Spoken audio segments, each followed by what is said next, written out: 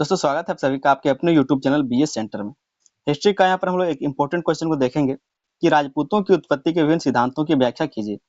राजपूतों की उत्पत्ति के विभिन्न क्या-क्या सिद्धांत दिए गए हैं उसके बारे में आपको व्याख्या करना है, क्योंकि राजपूतों का उत्पत्ति को लेकर के बहुत सारी मान्यताएं हैं। ठीक है, तो उसके लिए क्या-क्या विद्वानों के द्वारा, इतिहासकारों के द्वारा क्या-क्या सिद्ध दिए गए हैं और क्या-क्या इनके लिए मान्यताएं हैं उसके बारे में आपको बताना है। अगर हम लोग बैकग्राउंड के तौर पर इसको समझना चाहें तो राजपूतों की उत्पत्ति को लेकर के कई सारे मान्यताएं हैं, कई सारे सिद्धांत दिए गए हैं। उसमें जो पहला सिद्धांत है वो है अग्निकुल का सिद्धांत। ठीक है, अग्निकुल के सिद्धांत के अनुसार इनको इस तरह से माना जाता है कि जब दुनिया में बहुत ज्यादा क्या है तो दानवों के द्वारा, जो बुरे लोग हैं उसके द्वारा क्या है तो यहाँ पर अत्याचार बढ़ गया था, तो जो ऋषि लोग थे वो आबू पर्वत पर जाकर के एक बहुत बड़ा यज्ञ करते हैं और उसी यज्ञ से राजपूतों का उत्पत्ति होता है। तो एक मान्यता तो ये है। दूसरा जो मान्यता है वो है आपका चंद्रवंशी और सूर्यवंशी सिद्धांत। ठीक है, यहाँ पर ये कहा जाता है कि जो राजपूत है वो कोई नई जाति नहीं है, ये नया उभर करके नहीं आया, बल्कि जो भगवान श्री राम है, जो भगवान श्री कृष्ण है, उन्हीं के ये क्या है तो वंशज है। इस तरह से ये मान्यता है। अगला जो मान्यता है वो इस तरह से है, ये जो विदेशी लोग हमारे भारत में कब्जा करने के लिए आए थे, जो आक्रमणकारी थे, जैसे कि शक वंश हो गए, कुषाण वंश हो गए, जो हूण जनजाति थे, वो लोग हमारे देश में क्या आए थे, आक्रमण करने के लिए आए थे। तो उनके द्वारा यहीं पर वो क्या है तो बस गए, रह गए और यहाँ पर रहते थे। यहाँ की भाषा को, संस्कृति को उन्होंने अपना लिया, यहाँ के धर्म को उन्होंने अपना लिया और यहाँ के जो लोग थे उनको क्या है तो मान्यता दे दिया। तो इस तरह से राजपूतों का उत्पत्ति को माना जाता है और इस चीज को हम लोग डिटेल में समझेंगे। चैनल पर नहीं तो आप लोग चैनल को सब्सक्राइब कर लीजिएगा, ताकि आने वाला जो आपका सेमेस्टर है और जो आपका विषय बचा है उसमें अच्छे से तैयारी कर सके और एग्जाम में अच्छे मार्क्स ला सके। इसलिए क्या है तो आप लोग चैनल को सब्सक्राइब कर लीजिएगा। वीडियो पसंद आता है तो वीडियो पर लाइक करें, अपने दोस्तों में इसको शेयर भी कर देना। डिटेल में समझ में आ जाएगा, बिल्कुल आपको सब कुछ कहानी की तरह। आपको करना क्या है तो वीडियो को अंत तक देखना। चैनल पर नहीं तो आप लोग चैनल को सब्सक्राइब कर लीजिएगा। समझते हैं इसके परिचय को।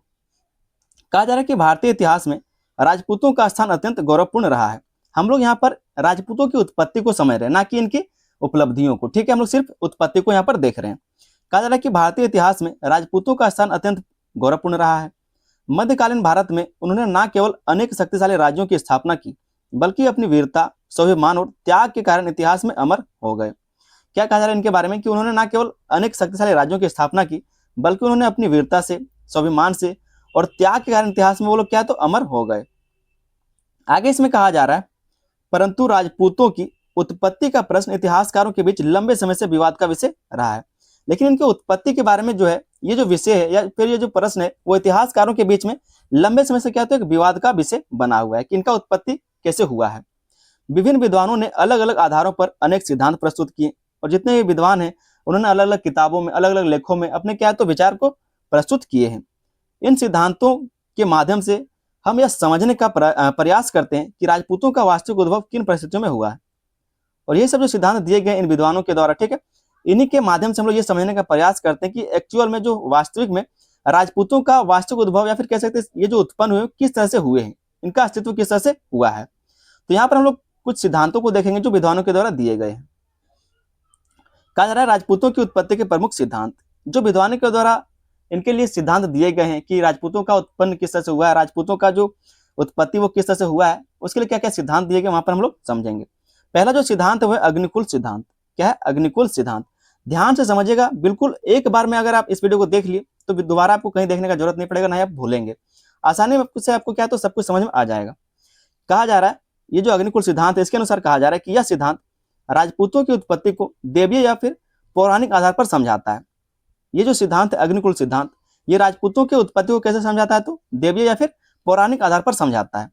इसका उल्लेख मुख्यतः पृथ्वीराज रासो में मिलता है और ये क्या है तो ग्रंथ है पृथ्वीराज रासो, यहाँ पर क्या तो मिलता है, इसके बारे में जानकारी मिलता है कि राजपूतों का कह सकते जो अग्निकुल सिद्धांत है इसके अनुसार उत्पत्ति हुआ है। आगे कहा जा रहा है पृथ्वीराज रासो के अनुसार कहा जा रहा है कि इसके अनुसार जब पृथ्वी पर असुरों और दुष्ट शक्तियों का अत्याचार बढ़ गया, जब पृथ्वी पर क्या है तो जो यहाँ पर असुर थे और जो दुष्ट थे उनकी शक्तियों का जब अत्याचार बढ़ गया, तब ऋषियों ने आबू पर्वत पर एक विशाल यज्ञ का आयोजन किया था। तो यही सब अत्याचार से परेशान होकर के जो ऋषि लोग थे उन्होंने आबू पर्वत पर जाकर के एक विशाल यज्ञ का क्या है तो आयोजन किया था।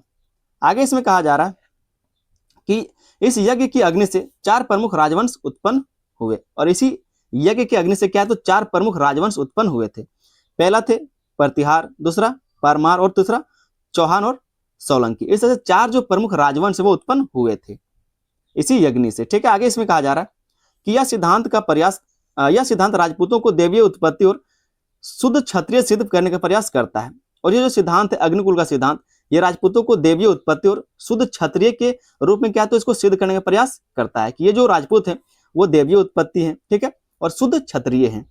लेकिन ऐतिहासिक दृष्टि से देखें तो यह अधिकतर कहा जाता है इसको किंवदंती, ठीक है, किंवदंती पर आधारित है, किंवदंती पर आधारित है और इसके समर्थन में ठोस प्रमाण नहीं मिलते। और ये जो अग्निकुल का सिद्धांत दिया गया इसके लिए कहा जा रहा है कि इसके प्रमाण में कोई ठोस प्रमाण नहीं मिल पाता है, इसलिए आधुनिक इतिहासकार इसे प्रतीकात्मक मानते हैं ना कि वास्तविक। इसलिए आज के जो इतिहासकार हैं वो इसको क्या मानते हैं तो प्रतीकात्मक मानते हैं ना कि हकीकत मानते हैं, ठीक है, इसको वास्तविक नहीं मानते। ये जो आपका अग्निकुल सिद्धांत है इसको राजपूतों के उत्पत्ति का वास्तविक रूप नहीं मानते हैं। अगला जो यहाँ पर हम लोग देखेंगे वो है सिद्धांत सूर्यवंशी और चंद्रवंशी सिद्धांत। सूर्यवंशी और चंद्रवंशी सिद्धांत, इस सिद्धांत के अनुसार राजपूतों का संबंध प्राचीन क्षत्रिय वंशों से जोड़ा जाता है, जो प्राचीन क्षत्रिय वंश थे उनसे जोड़ा जाता है। कुछ राजपूत स्वयं को सूर्यवंशी मानते हैं, जो कुछ राजपूत हैं वो स्वयं को मानते हैं सूर्यवंशी, जो भगवान राम के वंशज बताए जाते हैं। जो खुद को सूर्यवंशी मानते हैं वो भगवान श्री राम के वंशज बताए जाते हैं। अन्य स्वयं को चंद्रवंशी मानते हैं, जो भगवान कृष्ण के वंशज माने जाते हैं। और जो राजपूत क्या है तो चंद्रवंशी खुद को मानते हैं वो भगवान श्री कृष्ण के वंशज बताए जाते हैं। यह परंपरा रामायण और महाभारत से जुड़ी हुई, और ये जो परंपरा कहाँ से जुड़ा है तो महाभारत और रामायण से जुड़ा हुआ है, क्योंकि सूर्यवंशी और चंद्रवंशी वहीं से आते हैं। आगे इसमें कहा जा रहा है कि इस सिद्धांत का मुख्य उद्देश्य यह दिखाना है कि राजपूत कोई नई जाति नहीं है। और ये जो सूर्यवंशी और चंद्रवंशी है इसका जो सिद्धांत दिया गया है इसका मुख्य उद्देश्य यह दिखाना है कि ये जो राजपूत है वो कोई नई जाति नहीं है, बल्कि वे प्राचीन काल के क्षत्रिय वंशों के उत्तराधिकारी हैं, जो भगवान श्री कृष्ण थे, जो भगवान श्री राम थे, उन्हें क्या तो ये वंशज है, कोई नया जाति नहीं है। हालांकि यह विचार अधिकतर परंपरा और वंशावली पर आधारित है, इसलिए इसे पूरी तरह ऐतिहासिक प्रमाण नहीं माना जाता। इसलिए क्या है तो इसको पूरी तरीके से ऐतिहासिक प्रमाण नहीं माना जाता, क्योंकि ये क्या है तो अधिकतर जो परंपरा और वंशावली पर आधारित है, तो इसको भी पूरी कह सकते हैं, इसको पूरी मान्यता नहीं दी जाती। अगला सिद्धांत दिया गया है राजपूतों की उत्पत्ति को लेकर के, वो है विदेश उत्पत्ति का सिद्धांत, विदेशी उत्पत्ति का सिद्धांत। जो हमारे यहाँ पर आक्रमणकारी आए थे वही यहाँ पर क्या तो बस गए, और उन्हीं में से कुछ लोग जो है वो राजपूत बन गए।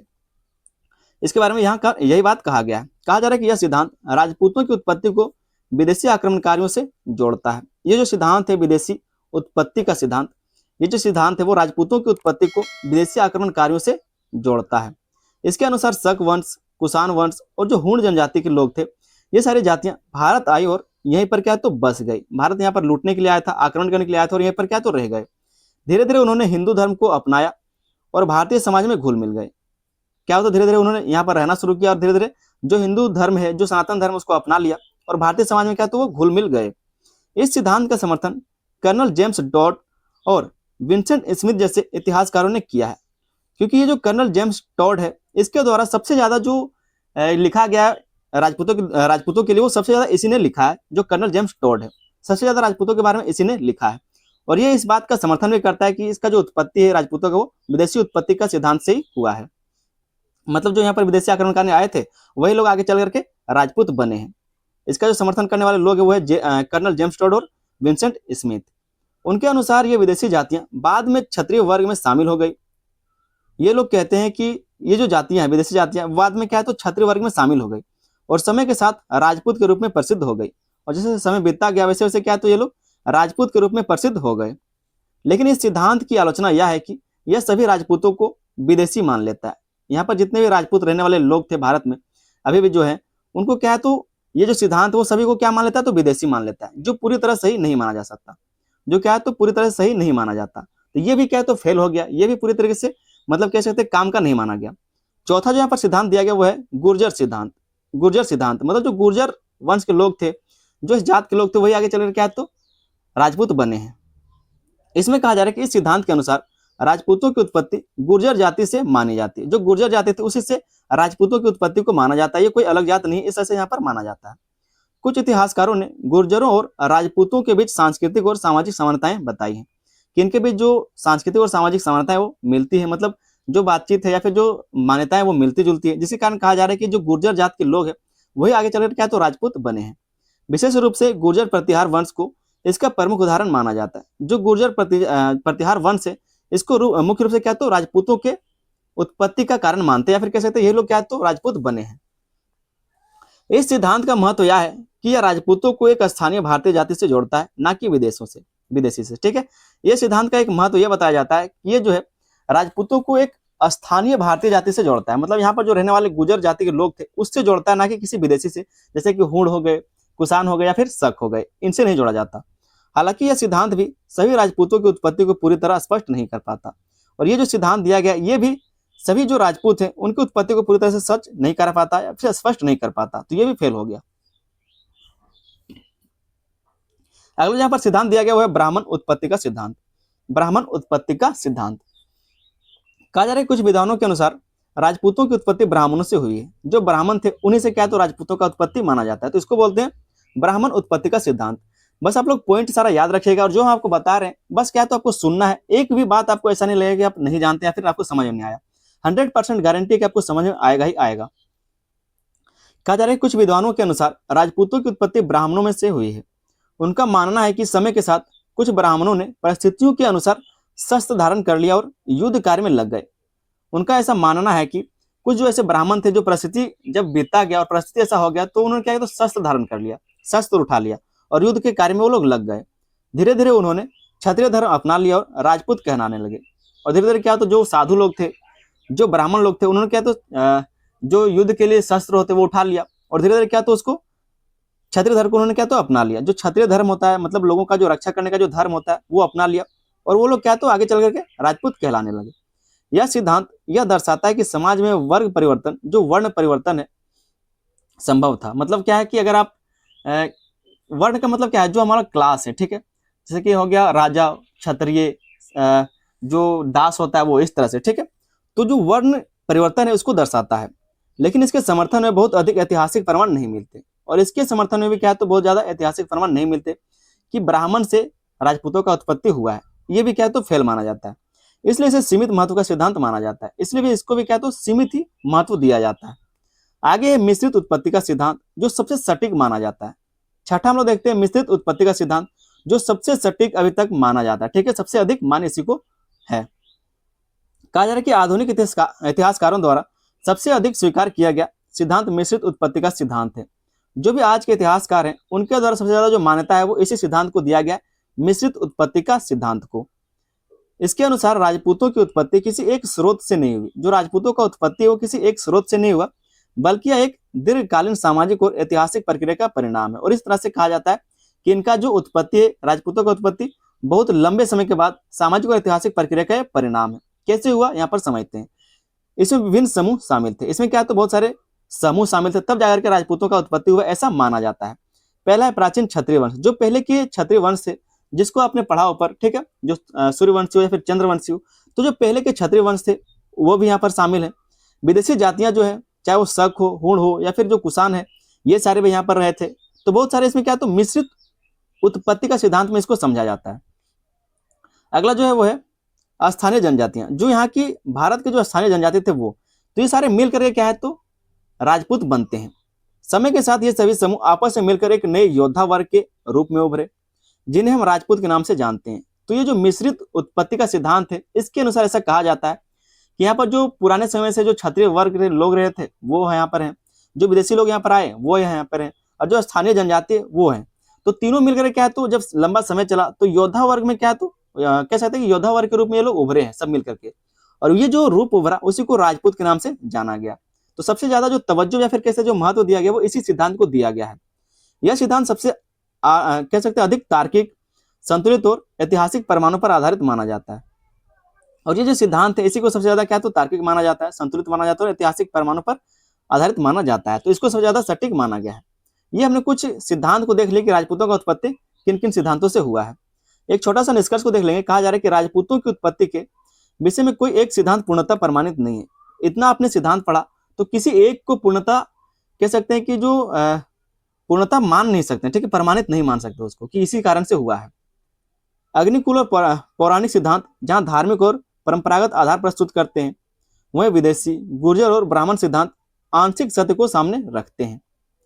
अंततः मिश्रित उत्पत्ति का सिद्धांत सबसे अधिक स्वीकार्य माना जाता है। इसको भी क्या तो सिर्फ माना जाता है, अभी तक कोई प्रमाण कह सकते जो सटीक प्रमाण वो नहीं मिल पाया है, क्योंकि यह विभिन्न ऐतिहासिक तथ्यों को समाहित करता है इस प्रकार यह कहा जा सकता है कि राजपूतों की उत्पत्ति एक लंबी, जटिल और बहुआयामी ऐतिहासिक प्रक्रिया का परिणाम है, जिसे इन्हें भारतीय इतिहास का एक गौरवशाली अध्याय बना दिया। जिससे क्या है तो जिसने इन्हें क्या है तो भारतीय इतिहास का एक गौरवशाली अध्याय बना दिया। तो इस तरह से कह सकते हैं जो राजपूत है उनका उत्पत्ति हुआ है।